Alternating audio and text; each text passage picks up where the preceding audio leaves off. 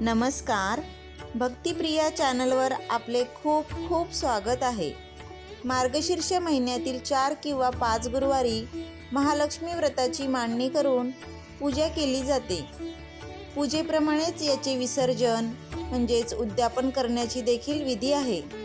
यंदा उद्यापन हे 4थ्या गुरुवारी करावे की 5व्या करावे, कारण 5व्या गुरुवारी अमावस्या आहे। तर उद्यापन कधी करावे, कसे करावे, पूजेच्या साहित्याचे काय करावे, हे आपण आजच्या व्हिडिओमध्ये पाहणार आहोत। पण त्याआधी चॅनलवर नवीन असाल तर चॅनलला सबस्क्राईब करा, नवीन व्हिडिओ पाहण्यासाठी बेल आयकॉनवर क्लिक करा। तर आजच्या व्हिडिओला सुरुवात करूया।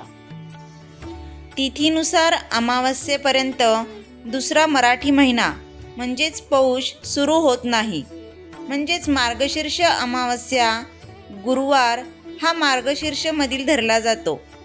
येथे मुळात अमावस्येचा काहीच संबंध नाही, हे व्रत आहे। त्यामुळे आपण नित्यनेमाची पूजासुद्धा अमावस्या पौर्णिमेला करतो। तर महालक्ष्मीची पूजा अमावस्येला आली तरी हे आपण करू शकतो। 5व्या गुरुवारी देखील इतर गुरुवारप्रमाणे पूजेची व्यवस्थित मांडणी करून पूजा करावी। महालक्ष्मी व्रताची कथा वाचावी। संध्याकाळी देवीला गोडाचा नैवेद्य दाखवावा। संध्याकाळी 5, 7, 9, 11 किंवा आपल्या इच्छेनुसार सुवासिनींना किंवा कुमारिकांना हळदी कुंकवासाठी आमंत्रित करावे। त्यांना देवी स्वरूप मानून स्वागत व आदर करावे। कुमारिकांना किंवा सुवासिनींना देवी स्वरूप समजून त्यांची पूजा करावी, त्यांना फळे द्यावी। तसेच फूल, गजरा, महालक्ष्मी व्रताची पुस्तक, एखादी भेटवस्तू द्यावी, त्यांची ओटी भरावी, त्यांना भावपूर्ण नमस्कार करावा।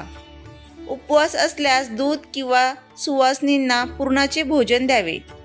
या दिवशी कन्यापूजन देखील करता येते, म्हणजेच त्यांना गोडाचे जेवण द्यावे।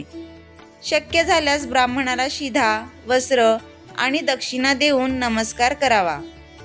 दुसऱ्या दिवशी सकाळी लवकर उठून शुचिर्भूत होऊन म्हणजेच सर्व आवरून लक्ष्मी मातेची मनोभावे पूजा करावी। दुसरा दिवस हा पौष महिन्याचा आहे तरी हरकत नाही।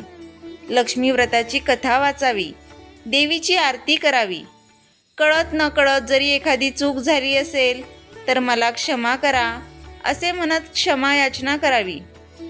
तुझे वास्तव्य आणि कृपादृष्टी सदैव आमच्या कुटुंबावर राहावी अशी मनोभावे प्रार्थना करावी। नंतर 3 वेळा आगमन पुनरागमन असे बोलून कळसाचे नारळ उचलून ठेवावे। गजरा, फुले केसांमध्ये माळावी। दुर्वा, नारळ वाहत्या पाण्यामध्ये विसर्जित करावे। सुपारी, नारळ आहारात वापरता येते। कापड गरजूंना दान करावे। नारळ लाल कापड्यात बांधून ठेवले तरी चालेल। कळसामधील पाणी तुळशी वृंदावनात घालावे।